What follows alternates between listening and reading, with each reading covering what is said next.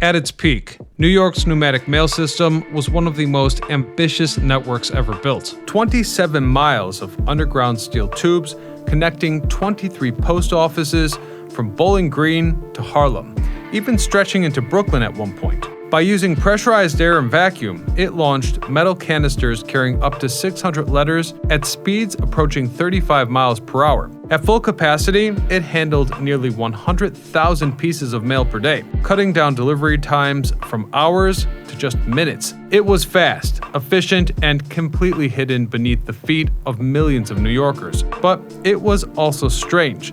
When the system officially launched in 1897, dignitaries gathered to send off a ceremonial first payload. Curiously, they chose a peach, then a Bible, and then a live cat.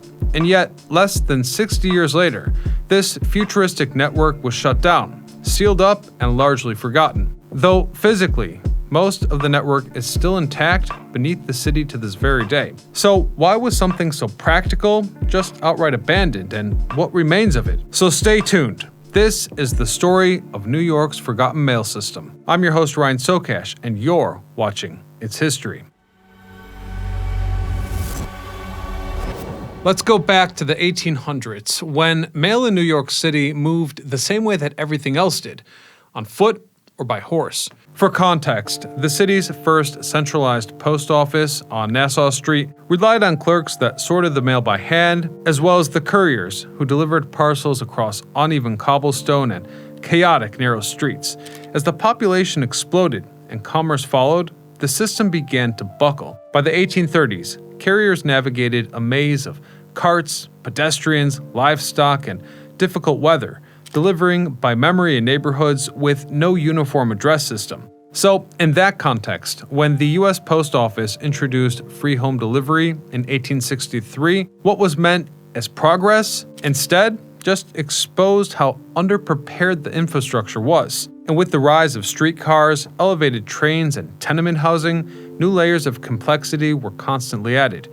Downtown's colonial grid clashed with uptown's expansion, meaning a single letter might take a full day to move just a few miles. Businesses began using private couriers to get around these delays, and the post office started experimenting. That same decade, and for similar reasons, pneumatic technology had began gaining traction elsewhere. In London, the Pneumatic Dispatch Company had launched a short-lived system to move mail and small freight through iron tubes using air pressure. Paris followed with its own network under the streets, and all along the way, engineers in New York were taking note. By the 1870s, the first pneumatic tubes appeared in the city, not for mail, but for telegrams and bank documents. These early lines used pressurized air to shoot cylindrical canisters through underground conduits at speeds far faster than anything above ground. Still, the post office hesitated.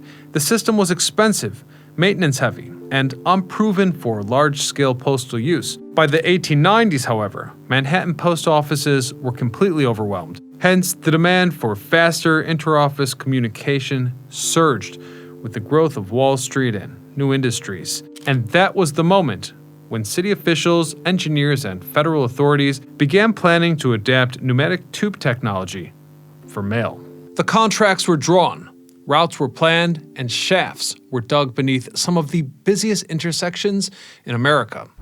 On October the 7th, 1897, inside New York's General Post Office at Park Row and Broadway, Senator Chauncey Depew stood before a steel hatch and pulled a lever. What came out the other end was not mail, but a peach. Specifically, an oversized artificial peach, a nod to the old campaign heckle that had become an inside joke. According to sources, the next canister contained an actual living cat, which was then followed by a full suit of clothes. Only after the crowd had a laugh did the serious items begin to arrive. A Bible wrapped in the American flag, a printed copy of the U.S. Constitution, and President McKinley's inaugural address. But then, the mail came. The system behind this carefully staged debut was anything but a joke. Planning had begun years earlier. The New York Pneumatic Tube Company, which was an offshoot of the Batchelor Pneumatic Tube Company, secured federal contracts to install a network that would carry first-class mail across the city. The technology used compressed air to shoot sealed metal canisters through tubes. Each carrier was roughly 8 inches in diameter and 24 inches long, with a capacity of holding up to 600 letters. Tubes were laid 4 to 6 feet beneath the ground and routed through the busiest corridors of Manhattan. And they were not messing around. They were building a high-speed mail network beneath the most congested city in America. The first operational line ran just 3,000 feet from the produce exchange to the General Post Office. More soon followed. Uptown to Grand Central, across the river to Brooklyn, and so on, eventually forming a 27-mile network. Each post office that joined the system was retrofitted with machinery that looked like industrial piping mixed with Victorian gadgetry.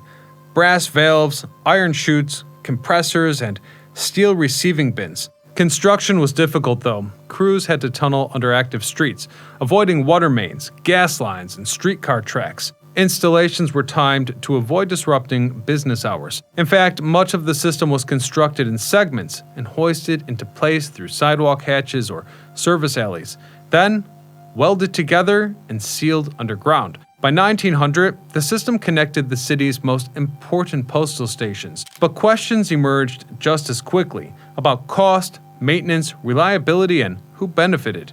Workers inside the post office had mixed opinions. Some were impressed by the speed, but others were worried about being replaced. It was fast, it was strange, and it was only just beginning to show how it would change New York. For the press and public, though, it was a marvel. And as the tubes kept opening across the city, New Yorkers turned their eyes to the machinery that promised to make their mail almost as fast as the city itself. By the early 1900s, the pneumatic mail system had shifted from experimental to actual infrastructure. Though we should also point out that this was not a service the public interacted with directly. There were no pneumatic kiosks, for example, or storefronts. You just mailed your letter like any other. Proper postage, clear address, and if it was headed to a destination on the network, it would get in the fast lane. So really, what changed during the system's prime wasn't how people sent their mail, but how quickly it arrived. Businesses began using it for same-day exchange. Some even sent multiple messages daily, contracts, confirmations, invoices, and so on, with the canisters almost acting like an analog email. The system operated almost continuously from early morning until night. Every capsule was logged, timed, and routed manually by clerks. Delays were rare but visible, sometimes literally. You see, if a capsule jammed, it would have to be dug out, and that meant tearing up the whole street sometimes. But on most days at least, it worked. By the 1910s, the network was essential to Wall Street, insurance firms, government offices, and major publishers. It wasn't flashy, it was just fast. Other cities took note. Philadelphia, Boston, and Chicago all had their own lines set up at this point, but New York's was the most expansive and busiest. Federal officials even explored expanding it beyond, but the tubes had limitations.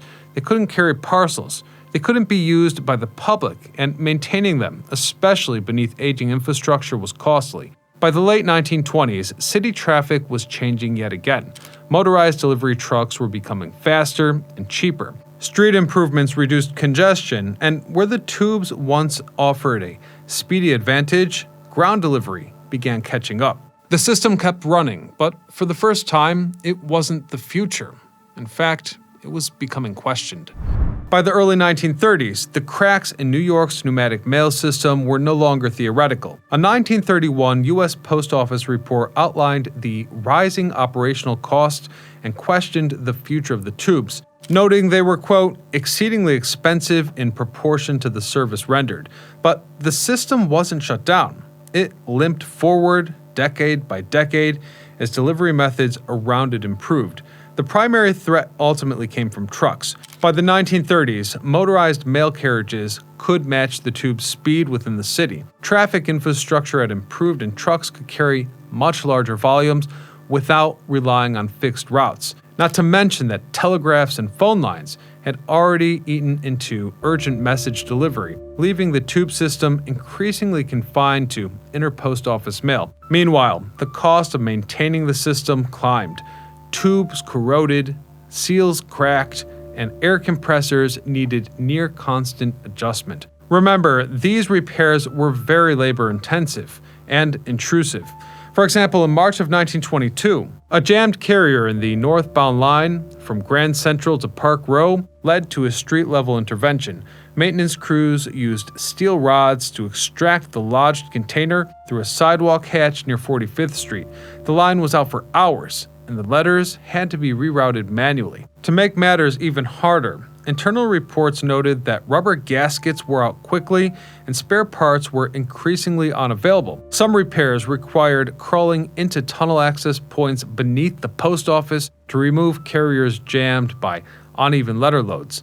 The system had no internal tracking. Clerks just relied on timing and guesswork to locate a stoppage. I should also add that there were dangers involved. For example, during a maintenance operation beneath 4th Avenue, a repressurized test triggered a violent tube rupture, killing one repair worker and injuring 2 others.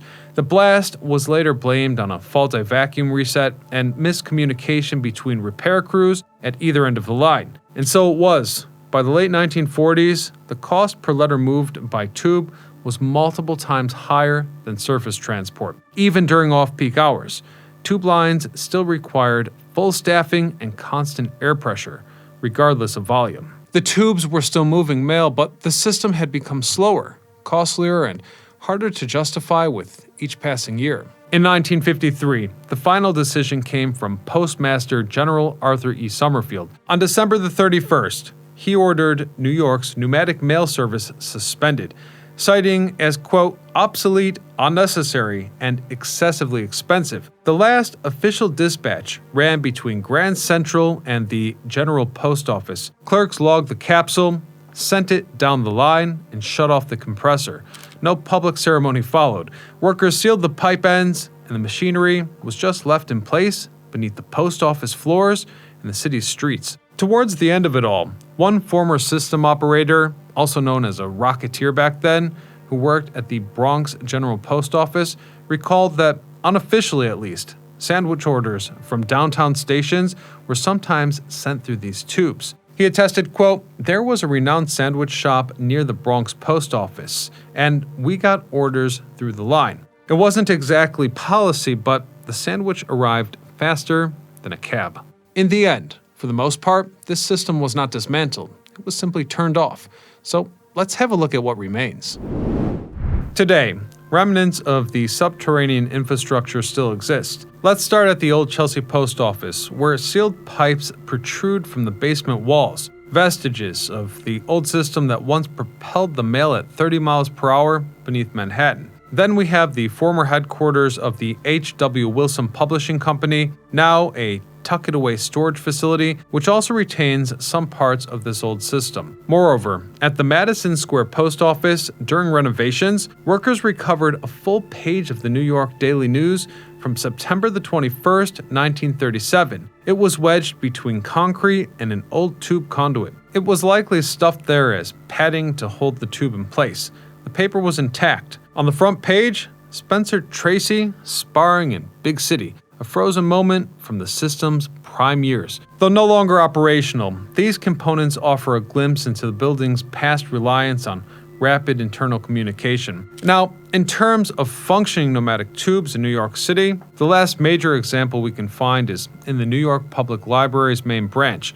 It still employs this type of system. Visitors submit book requests via paper slips sent through tubes to the library's extensive underground stacks, where staff retrieve the materials and send them back up to the reading rooms. So, while the pneumatic mail system is no longer in use, its legacy endures, not just in the physical remains scattered throughout the city's streets, but also in the way that it shaped urban communication.